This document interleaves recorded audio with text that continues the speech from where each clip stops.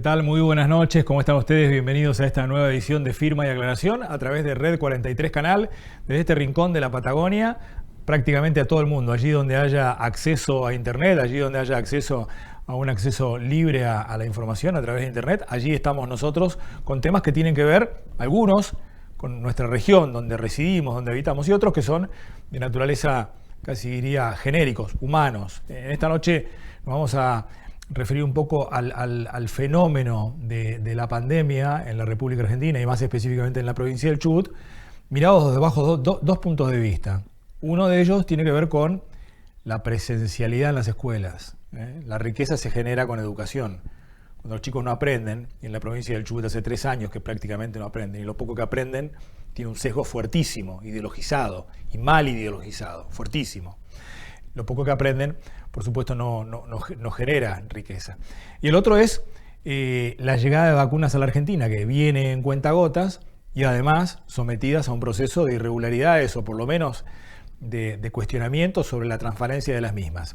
En Comodoro Rivadavia, en la provincia del Chubut, en Comodoro Rivadavia, hay una concejal de Juntos por el Cambio, Cambiemos, es del PRO, es abogada, se llama Ana Clara Romero, y ya hace algunas semanas que viene advirtiendo sobre los dos temas, sobre la necesidad de volver a clases para generar algún día valor humano y riqueza en nuestra población a través de la educación, y lo otro tiene que ver con la necesidad de vacunar más en la provincia del Chubut. Ana Clara Romero en la elección anterior llegó a ocupar una banca en el Consejo Deliberante de Comodoro Rivadavia, la ciudad más popular o más populosa de la provincia del Chubut, como resultado de que fue candidata a intendente por Juntos por el Cambio y obtuvo 31% de los votos. Salió segunda después del actual intendente, el doctor Luque. Hemos decidido esta noche hablar con ella a través de las plataformas digitales y mirar, o por lo menos permitirle al resto de la provincia y al país, observar la mirada que tiene ella sobre estos dos fenómenos. La necesidad de presencialidad por un lado y por otro lado, transparentar y agilizar más el proceso de vacunas en la provincia del Chubut. La voy a saludar. Concejal Ana Clara Romero, muy buenas noches y bienvenida a Red 43, este portal digital de noticias y especialmente a nuestro programa, a Firma y Aclaración. Gracias por estar con nosotros en esta noche. No, por favor, gracias a usted, Ricardo, por darme el espacio y la oportunidad. Romero, usted fue candidata a intendente en la ciudad de Comodoro Rivadavia y terminó ocupando la banca porque la carta orgánica en Comodoro Rivadavia dice que el concejal más votado, en este caso, si no el intendente o candidato a intendente que tiene acceso por la cantidad de votos, si no accede a la intendencia puede ser candidato a concejal o puede ser concejal por su partido. Tal cual, yo venía de la actividad privada, digamos, por fuera de la política, fui candidata a intendente, sacamos el 31% de los votos y eso me permitió ser concejal. En nuestra carta orgánica se prevé exactamente eso, que el candidato a intendente, si no gana, es candidato a primer concejal. Y usted viene de actividad privada, ¿a qué se dedica? ¿Es abogada? ¿A qué se dedica? Yo soy abogada y me dedico al derecho de familia. Ese ha sido, durante 20 años me he dedicado a ese trabajo que también quiero mucho, pero me parecía que había que dar un paso más y tener un compromiso más con la sociedad, con la ciudad en la que vivo, y por eso es que me animé a dar este paso a la política. Claro. ¿Y no había hecho política previamente a esto, concejal Romero? No. Siempre me dediqué, digamos, a mi actividad, tuve algún paso por asociaciones intermedias y demás, pero que siempre tuvieron que ver con otras cuestiones, y fue la situación del país lo que me llevó a darme cuenta que a veces con hacer lo que uno tiene que hacer, con pagar tus impuestos, con hacer tu trabajo, con cuidar a tus chicos, no alcanza para generar un cambio, para generar un mejor país, una mejor provincia, una mejor ciudad, y a veces hay que animarse a poner el cuerpo, y bueno, así lo hicimos y lo seguimos haciendo.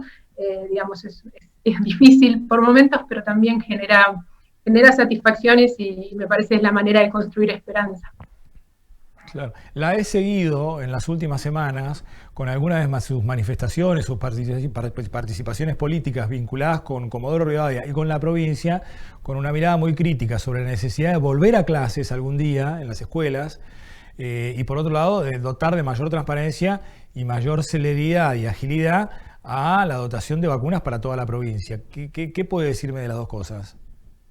Bueno, en realidad es amplio el tema y la verdad que ha generado mucha preocupación. El primer indicio que tuvimos fueron las 130 vacunas en Trelew que perdieron su cadena de frío y por lo tanto las perdimos, en un momento donde la llegada de vacunas era realmente, como vos decías antes, a cuentagotas, como sigue siendo de alguna forma, y después fue lo que pasó en Comodoro Rivadavia, te habrás enterado, se habrán enterado por allí, que fue el robo de las segundas 30 dosis, que además implicaron que se habían antes robado otras 30 dosis correspondientes a la primera aplicación que nadie advirtió y que hoy genera el procesamiento de, por ejemplo, el secretario general del gremio de camioneros y de parte de la comisión directiva de ese sindicato.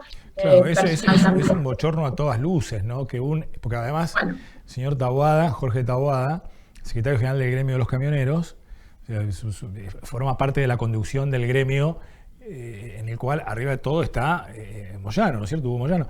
Pero es un bochorno porque el señor, además de ser sindicalista, fue elegido por el pueblo en su momento y cumplió un mandato como diputado nacional. Aquí en la ciudad de Esquel, en el día de hoy día miércoles, la Policía Federal, casi digamos en sintonía con lo que me está planteando, que sucedió en Comodoro Rivadavia con el robo de vacunas, que fueron a parar ahí al gremio de camioneros y que está interviniendo la jueza Eva Parcio, creo. Aquí en la ciudad de Esquel hoy, a través también de una denuncia por supuestas irregularidades en las vacunas, hoy la Policía Federal procedió a un allanamiento en el Ministerio de Salud de la provincia, con sede en la ciudad de Esquel, también por denuncias por supuestas irregularidades. ¿Qué es lo que está pasando? Bueno, justamente, digamos, tenemos muchos indicios de la falta de transparencia de un plan de vacunación que está muy sospechado y que está muy sospechado, y uno lo afirma en estos términos, no porque sea un tirapiedras o porque quiera generar algún tipo de ruido, sino porque son los datos los que nos dan. O sea, honestamente uno no ha salido a hablar hasta que no ha tenido los procesamientos, hasta que no has visto que realmente las 130 dosis de Trelew, el propio Ministerio de Salud estaba reconociendo que no estaban. Digamos, hablamos de los vacunados VIP cuando pudimos escuchar al diputado Santiago Ugón diciendo, sí, me vacuné cuando nosotros sabíamos que por ley había otras prioridades para otras personas que se vacunaran. Entonces, esto me parece importante también señalarlo, porque si no, es como que cualquiera puede decir cualquier cosa, y no es así. ¿No? Claro. Uno sale, dice las cosas y dice cuáles son los respaldos que de alguna manera nos permiten abrir la boca en este sentido. Y lo mismo pasa con las vacunas cuando también sostengo el tema de la brecha que existe entre las dosis que llegan a nuestra provincia y las dosis que efectivamente se aplican. Y esto también se puede ver a través de los datos, Ricardo. Vos agarrás el vacunatorio, el monitor de vacunas nacional, y vos podés ver permanentemente en Chubut, como en otras provincias, hay una brecha entre esta cantidad de dosis que llegan y dosis que se aplican. Hoy la brecha es enorme, es de casi 50.000 dosis, por ejemplo. Pero entonces, ¿eso qué quiere decir? ¿Que están estoqueadas o qué? Mira, no hay una explicación clara. El ministro de Salud ha dicho que hay una diferencia entre las que se pueden subir al sistema. Habló de 11.000 de diferencia. O sea, si vos tomás en el mes de mayo, yo lo vengo siguiendo, durante todo el mes de mayo hubo un promedio de 35.000 dosis de diferencia entre las distribuidas y las aplicadas, ¿sí? Entonces, si vos tenés 11.000 de diferencia, seguís teniendo 24.000 que no están siendo aplicadas y que están estoqueadas o están en algún lugar y no pueden estar, porque vacuna que llega, vacuna que hay que poner, porque es es la única herramienta para combatir esta pandemia. Claro. Y es importante. ¿Y usted qué intuye, Romero, que la diferencia entre lo que se recibe y lo que finalmente se aplica, o sea, el stock ese permanente, es producto de desidia, de imposibilidad logística de aplicarlas o de reservarlas para un momento oportuno desde el punto de vista de la lectura política que pueda hacer el electorado sobre ellas?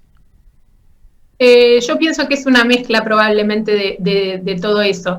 Digamos, hay una pequeña parte que se podría reservar para stock de emergencia, que dicho por autoridades del Ministerio de Salud de la Nación, no representaría más de un 1%. O sea, ¿Pero qué es el stock de emergencia? Si la emergencia es ahora, ¿qué es el stock de emergencia? ¿Más de emergencia que exactamente, pero digamos, ellos dicen, hay algo que podemos reservar por si pierden todas las vacunas el frío, por ejemplo, para colocarlas.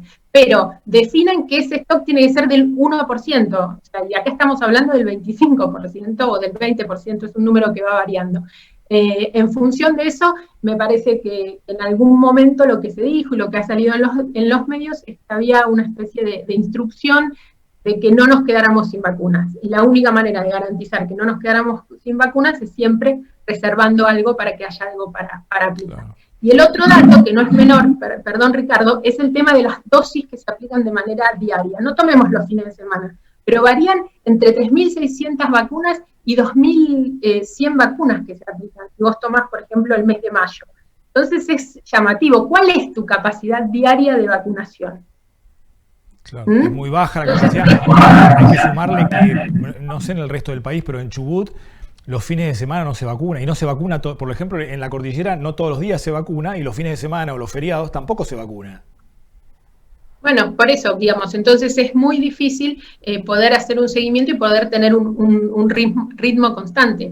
Estamos en emergencia, no podemos estar haciendo pruebas y errores, ni estar, yo creo que tampoco tomándonos los fines de semana. O sea, este es el momento para aplicar las vacunas. Hay, me parece, herramientas que no se están utilizando, como convocar a los privados, como convocar al ejército, digamos, cuestiones que hasta son de sentido común, nos permitirían acelerar el ritmo. Y permanentemente yo por lo menos verifico una imprevisión importante. Ahora es como que cambiamos el criterio, está anunciado por el ministro, yo todavía no pude encontrar cuál es la resolución que ordena esto o que indica precisamente cuál es el cambio de criterio, y de pronto ya estamos vacunando personas entre los 18 y los 19 y los 59 años sin riesgo. Bueno, pero eso es paralelamente. Bueno. Pero eso es bueno, supuesto, Romero. El tema es, tenemos la certeza de que hemos llegado a todos los grupos de riesgo. La segunda dosis de los grupos de riesgo va a pasar a ser aplicada los fines de semana. Bueno, se condice esto con el plan de vacunación nacional que está aprobado por ley, que dio un privilegio y un orden de prioridades claro. Bueno. Y bueno, y después esto obviamente se vincula a lo que me decías antes, que era la presencialidad en las escuelas, pero no te quiero interrumpir, perdón. Está bien. Doy vuelta a la página y vamos a otro capítulo que tiene que ver con lo que usted está planteando sobre la necesidad de volver las aulas. Es una necesidad no de hace un año y medio, sino de hace 3 años prácticamente en la provincia del Chubut. Las clases son muy pocas, los días de clase han sido muy pocos y la calidad del contenido educativo en materia de educación es muy bajo y con un fuerte sesgo ideológico, antidesarrollo, bueno, todo lo que ya sabemos, ¿no? Ideologizado.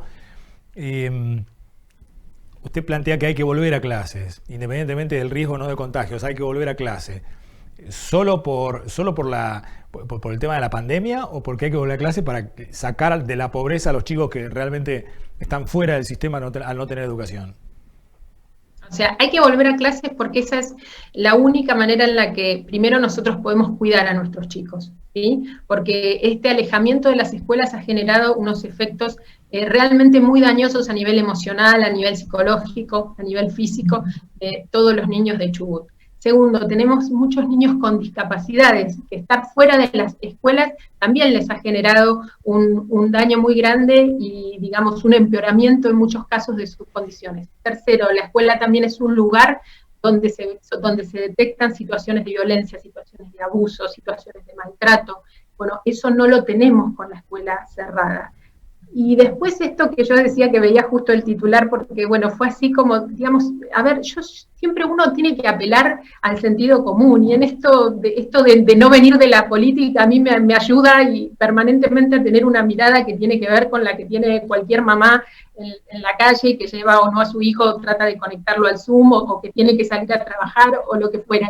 Y, digamos, en un país donde tenemos un 64% de pobreza en la niñez, o sea que casi 7 de cada 10 niños son pobres. Realmente es absolutamente desconectado de la realidad pensar que porque el Ministerio de Salud o porque el gobierno dice no hay clases, los chicos van a estar calentitos en sus casas, cuidados, conectándose al Zoom, cuando tenemos una provincia que no tiene ni siquiera la conectividad suficiente para lograrlo. Los chicos, la realidad es que terminan estando en la calle, terminan pululando de casa en casa, en el mejor de los casos que tengan quien los cuida. O sea, no todas las realidades son iguales y la verdad que tenemos... Esta crítica que usted hace, o esta advertencia que usted hace sobre, bueno, algo que es de sentido común. El mejor lugar para un chico, el lugar más seguro es la escuela, además de la casa. Pero en este caso, digamos, en la casa no va a aprender, está claro que tiene que ir a la escuela. Este señalamiento que usted hace... ¿tiene responsabilidades compartidas o usted le carga todas las tintas al gobierno? Porque del otro lado también hay un gremio que permanentemente, por H, por B o por Z, siempre plantea alguna observación, algún obstáculo para poder volver a dar clases. Mire, yo primero me gusta, digamos, dar los datos por los cuales uno sostiene esto, ¿no? Por todo lo que le dije. Segundo, porque también está probado que el aula más peligrosa es el que está cerrada, porque salió ayer la estadística del cuidar escuelas, en todo el país no se ha producido contagios inferiores al 1%, el 0,9% de contagio en las escuelas. En las escuelas los chicos también aprenden a cuidarse. Y es una responsabilidad de todos. Es una responsabilidad primero del gobierno, porque es el que decide las políticas públicas, es el que decide, digamos, a dónde va a poner sus energías, cuáles son las actividades que va a privilegiar. No nos olvidemos que hasta la semana pasada estaban abiertos los casinos y no estaban abiertas las escuelas. O sea, ese es un mensaje que es tremendo y no resiste el menor análisis. Y por supuesto que también los sindicatos, los padres, todos tenemos que hacernos cargo de lo que nos toca para revertir esta situación, pero sobre todo para no tomar posturas binarias y estar peleándonos como un Boca River, cuando la realidad es que tenemos que ir a los datos, tenemos que ir a proteger a nuestros chicos y tenemos que privilegiar sus derechos, que proteger sus derechos por sobre todas las cosas. Por lo menos esa es la posición que sostengo, que trato de respaldarla en información verídica. Está dicho también por el SAP, por la Asociación de Pediátrica Argentina, digamos, son muchos quienes estamos de acuerdo un poco que esa tiene que ser la mirada, me parece, ¿no?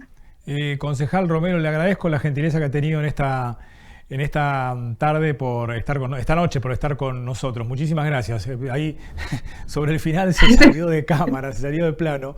Calculo que habrá sido... Perdón, me estaba quedando sin batería y dije me voy a enchufarla rápido. Bueno, la estábamos viendo todos. Bueno, agradecido porque haya estado con nosotros en esta noche desde Red 43 para toda la provincia, para todo el país y para todo el mundo, hablando de dos temas que son casi, diría, de incumbencia humana, la educación y la vacuna. Gracias. No, por favor. Gracias a ustedes y me permito 2 palabras, Ricardo, y son temas que tienen que estar sobre la mesa y que todos tenemos que asumir la responsabilidad de discutirlos. Gracias y buenas noches para todos. Bueno, le mando un saludo. Muchísimas gracias. La concejal Romero de Comodoro Rivadavia con nosotros y nosotros volvemos a reencontrarnos el próximo miércoles. Será hasta entonces.